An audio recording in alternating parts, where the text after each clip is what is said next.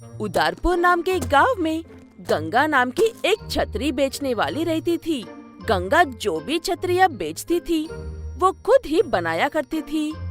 इसलिए गंगा की छतरियाँ अनोखी होती थी। इसलिए बारिश और गर्मियों में भी उसका व्यापार अच्छे से चलता रहता था। गंगा बेटा, मेरे लिए बड़ी वाली लेकिन हल्की सी छतरी दे दो। उन पुरानी छतरियों को मैं अब पकड़कर चल नहीं पा रहा हूँ। ये ले लीजिए चाचा जी, ये छतरी आपके लिए बिल्कुल सही रहेगी। ना बड़ी है और ना ही छोटी है। वो बूढ़ा आदमी गंगा को पैसे देकर वो छतरी खरीद लेता है और वहाँ से चला जाता है। ऐसे गंगा अपनी छोटी मोटी कमाई से अपने बीमार पति का इलाज करवाते हुए और बेटी को स्कूल भेजते हुए जिंदगी गुजार रही थी। गंगा की दुकान के ठीक सामने सड़क के उस पार हरिया नाम का एक और छतरी बेचने वाला रहता था।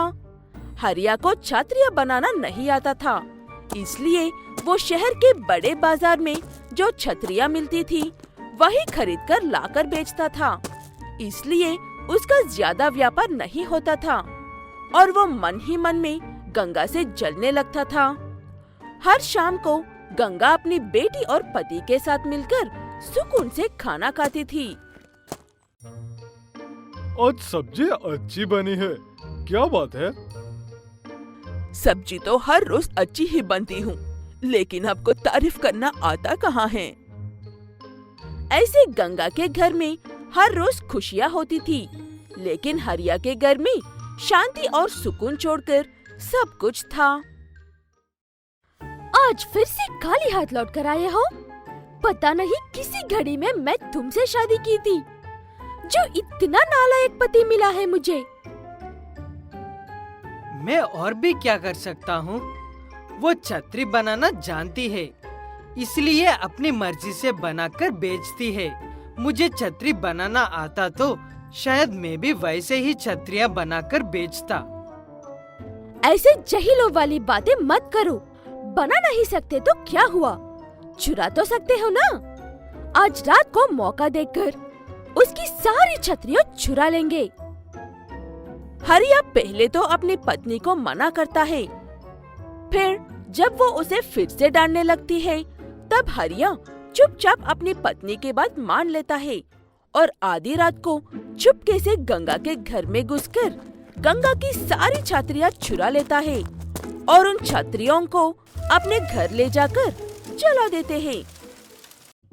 अगले दिन सुबह गंगा अपनी दुकान पर लेकर जाने के लिए छतरिया को देखा तो कमरे में एक भी छतरी नहीं थी।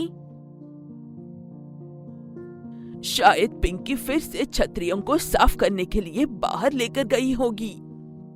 ये कहते हुए गंगा अपनी बेटी को ढूंढते हुए घर के बाहर देखती है। पिंकी अपनी गुड़िया को लेकर हरिया की बेटी के साथ ही खेल रही थी। उसके पास कोई छतरी नहीं थी।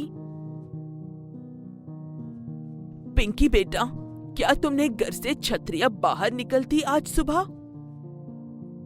नहीं माँ, मैं तो आज उन छतरियों वाले कमरे में ही नहीं गई थी। गंगा काफी परेशान होती है और शहर जाकर दूसरी छतरियाँ बनाने के लिए सामान खरीद कर लेकर आने का सोचती है। तभी वो पिंकी के साथ खेल रही हरिया की बेटी पिंकी से ये कहते हुए सुनती है।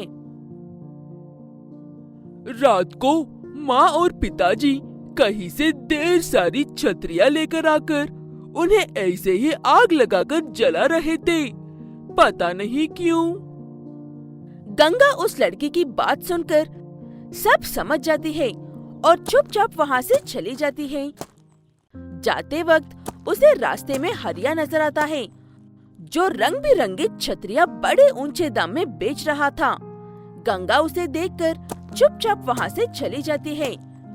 हरिया उसके इस बर्ताव से ये समझ जाता है कि गंगा को उसकी हरकत के बारे में पता चल गया है।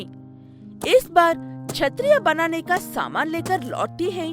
तब वो सिर्फ रंगीन छतरियाँ नहीं बनाती है, वो हर उम्र के लोगों के लिए उनके हिसाब से अलग अलग स्टाइल की छतरियाँ बनाती है, जैसे कि छोटे बच्चों के लिए छोटी छतरियाँ और छतरियों पर लटकते हुए छोटे छोटे खिलौने, बड़ी लड़कियों और महिलाओं के लिए चमकीली छतरियाँ और आदमियों के लिए उनकी पसंद की।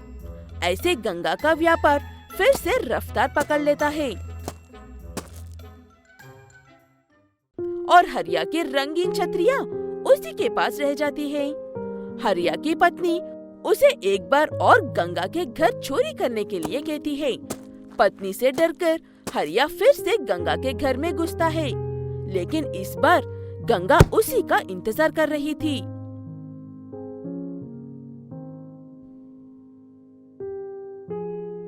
घबराओ मत हरिया भाई साहब, मैं किसी से कुछ नहीं कहूँगी। ऐसे मुझ जैसी गरीब के घर चोरी करना सही बात नहीं है। अगर तुम चाहो तो मैं तुम्हें छतरियाँ बनाना सिखा सकती हूँ, लेकिन ऐसे मेरे जीने की उम्मीद मुझसे मत चुराओ। हरिया को गंगा की बातें सुनकर काफी शर्मिंदा महसूस होती है और वो उससे माफी मांगता है। मुझे माफ कर दो बहन, तुम कितनी अच्छी इंसान हो। अपने घर आए हुए चोर को भी मदद करना चाहती हो। मैं आपसे छतरियाँ बनाना तो सीखूंगा, लेकिन व्यापार किसी और गांव में जाकर करूंगा। इससे ना तुम्हें तकलीफ होगी और ना ही मुझे। ये कहते हुए हरिया वहाँ से चला जाता है। गंगा ने जैसा कहा था वैसे ही हरिया को छतरियाँ बनाना सिखा देती है और दोनों अलग अलग गांव में अपना व्यापार अच्छे से करके खुशी से रहने लगते हैं। वो कहते हैं ना, जो मेहनत करते हैं और मेहनत करना जानते हैं उनकी कभी हार नहीं होती है। वृंदावन नाम का शहर हमेशा घड़ी के घंटे की ही तरह व्यस्त रहता है। इस सुबह से अगली सुबह तक शहर हमेशा चलता ही रहता है। ऐसे शहर में कार्तिक और कस्तूरी नाम के पति पत्नी 4 पैसे कमाने के लिए आशा की एक छोटी सी उम्मीद लेकर आते हैं, लेकिन इतने बड़े शहर में लाख कोशिशों के बाद भी उन्हें कोई ढंग के काम नहीं मिल रहा था। तब कस्तूरी को एक ख्याल आता है। कार्तिक, तुमने देखा ना, ये शहर कितना व्यस्त है। इनके पास खाना खाने का तो वक्त है, लेकिन खाना बनाने का बिल्कुल भी नहीं होगा। पहेलियों में बात करना बंद करो कस्तूरी, साफ साफ कहो ना जो कहना चाहती हो। हमारे पास इतने पैसे तो है कि हम एक छोटा सा व्यापार शुरू कर सके। हम इस शहर के जितने ऑफिस में जा सकते हैं, उतने ऑफिस में जाकर जिन्हें लंच बॉक्स की जरूरत होगी, हम उन्हें गरम गरम लंच देने का काम कर सकते हैं। कार्तिक को ये उपाय अच्छा लगता है, इसलिए दोनों पति पत्नी उस उपाय पर काम करने का फैसला करते हैं। पहले दिन कार्तिक सुबह 10 बजे ऑफिसेस में जिन जिन को लंच बॉक्स की जरूरत है उनसे ऑर्डर लेकर उनका नाम और नंबर लेता है। ऐसे कार्तिक सुबह 10 बजे से लेकर 12 बजे तक ऑफिसेस के चक्कर लगाकर कुछ ऑर्डर्स लेकर आता है। जिस समय कार्तिक ऑर्डर्स ले रहा था, उस वक्त कस्तूरी घर पर रहकर स्वादिष्ट खाना बना रही थी। कार्तिक के घर लौटने के बाद जितने लोगों ने ऑर्डर्स दिया था, कस्तूरी उतने लोगों का डब्बे तैयार करती है। डब्बे तैयार होने के बाद दोनों पति पत्नी मिलकर उन लंच बॉक्सेस को ग्राहकों तक पहुंचाते हैं। कार्तिक और कस्तूरी ऐसा हर रोज कर रहे थे और पैदल चलकर ही सबको उन्हें डब्बे पहुंचा रहे थे। तुम्हारा उपाय तो बहुत अच्छे से काम कर रहा है कस्तूरी।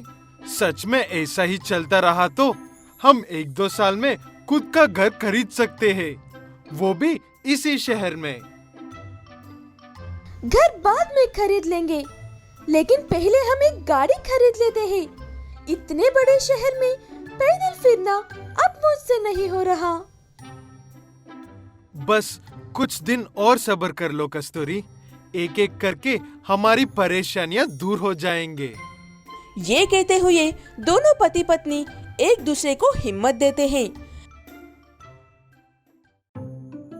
ऐसे ही एक दिन जब कार्तिक ऑर्डर ले रहा था, तब एक व्यक्ति उससे, कार्तिक, मैं तुम्हें पहचानता हूँ, लेकिन तुम मुझे नहीं पहचानते होगे, क्योंकि मैंने तुम्हें अभी तक कोई भी ऑर्डर नहीं दिया है, क्योंकि मेरे पत्नी बहुत स्वादिष्ट खाना बनाती है। ये तो बहुत अच्छी बात है साहब जी, लेकिन आपको मुझसे क्या काम है? मेरी पत्नी इस वक्त गर्भवती है, इसीलिए वक्त पर मेरे लिए लंच बॉक्स नहीं बना पा रही है। क्या तुम यहाँ पर आते वक्त मेरे घर से मेरा लंच बॉक्स लेकर आ सकते हो? इसमें पूछने वाली क्या बात है साहब जी, हमारा तो काम ही यही है। ये कहते हुए कार्तिक और कस्तूरी उस आदमी के घर से भी लंच बॉक्स लेकर उसे देते हैं। ऐसे कुछ दिन गुजारने के बाद एक दिन कार्तिक उसी व्यक्ति को उसका डब्बा देते वक्त, साहब जी, मैंने सुना है कि इस गाड़ियों के शोरूम के मैनेजर आप ही है। मेरे पास थोड़े से पैसे हैं।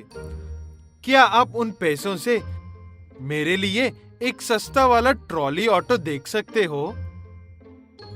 सस्ता वाला ऑटो क्यों कार्तिक? तुम अच्छा वाला ऑटो ही ले लो। तुम्हारे पास जितने पैसे हैं, फिलहाल उतने पैसे देकर ऑटो ले लो और बाकी के पैसे हर महीने इंस्टॉलमेंट में दे दो। ऐसे कार्तिक और कस्तूरी एक गाड़ी खरीद लेते हैं। गाड़ी खरीदने की वजह से कस्तूरी को अब कार्तिक के साथ जाने की जरूरत नहीं पड़ रही थी और कार्तिक भी ज्यादा ऑर्डर्स ले पा रहा था और सब वक्त पर पहुंचा भी रहा था। ऐसे ही एक के बाद एक कार्तिक और कस्तूरी अपने काम में इतना आगे निकल जाता है कि वो दोनों पति पत्नी घर से लंच बॉक्स लेने के लिए और उनके बनाए हुए लंच बॉक्स के लिए एक ऐप बनाते हैं। उस ऐप की मदद से कार्तिक को ऑर्डर लेने के लिए जाने की जरूरत नहीं पड़ रही थी। इसलिए कार्तिक अपने उस समय को उसकी पत्नी कस्तूरी की मदद करने में लगाता है। ऐसे कार्तिक और कस्तूरी वृंदावन शहर में डब्बा वाले नाम से जाने लगे थे और खुशी खुशी अपना जीवन गुजारने लगते हैं।